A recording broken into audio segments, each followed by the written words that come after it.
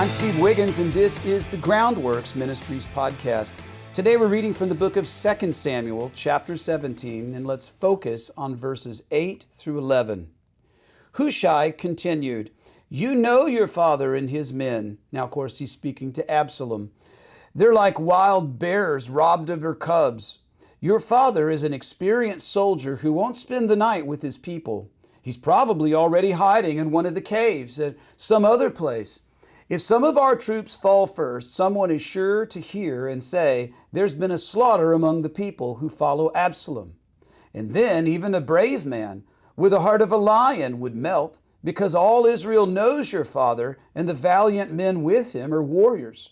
Instead, I advise that all Israel from Dan to Beersheba, as numerous as the sand by the sea, be gathered to you, so that you personally go into battle." Now at his core, David was more shepherd than warrior. Oh yeah, he was a good warrior, but he was more of a shepherd. And in contrast, Absalom wanted to be considered a warrior without having to be a shepherd. Absalom wanted the image of shepherding, but that was it. Remember how Absalom stood at the gate and he told the people that he should be judging their cases because David was too busy for them? But there's never any evidence in the Bible that Absalom judged a single case. In modern political terms, Absalom ran on the shepherd ticket, but his true heart was to just be considered mighty. Hushai knew Absalom's heart, and so he negotiated toward Absalom's ego. Notice how Hushai stresses David the warrior. He tells Absalom in verses 8 and 9, "Your father is an experienced soldier who won't spend the night with his people, and he probably is already hiding in one of the caves or some other place." But the fact is, David, being the good shepherd, was right there with the sheep who had followed him. Absalom, no doubt, learned a lot from his father about warfare, heard all the war stories, but he misjudged his dad's heart. Absalom wanted to be king, but he didn't want to look after his kingdom, the sheep of his pasture. And it reminds me of Jesus' words in John 10, verses 1 through 6. "I assure you, anyone who doesn't enter the sheep pen by the door, but climbs in some other way is a thief and a robber.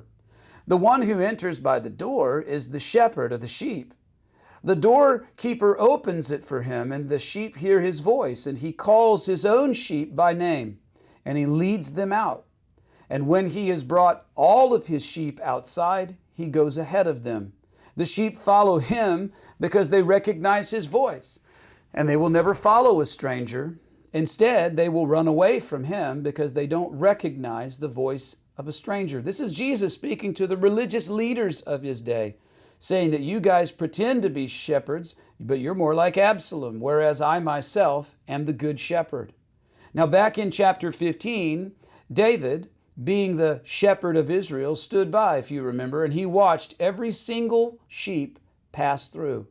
He even stopped a few and questioned them to see if they were truly his sheep.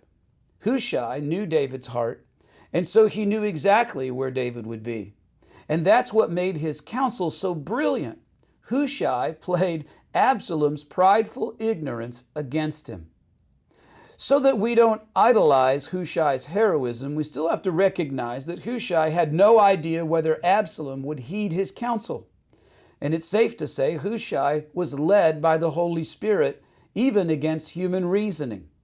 So the praise for David's rescue doesn't lie in the man, rather it lies in what God did.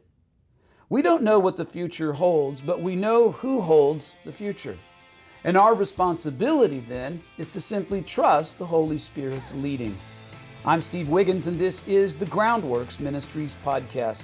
Groundworks Ministries operates entirely through financial donations from faithful people like you. If you're being ministered to through the daily teaching of Groundworks Ministries, and you'd like to help us lead God's people back to the Bible, would you consider donating to Groundworks Ministries today? We need your support now more than ever. Donating is secure and it's easy at our website. Check us out at groundworksministries.com.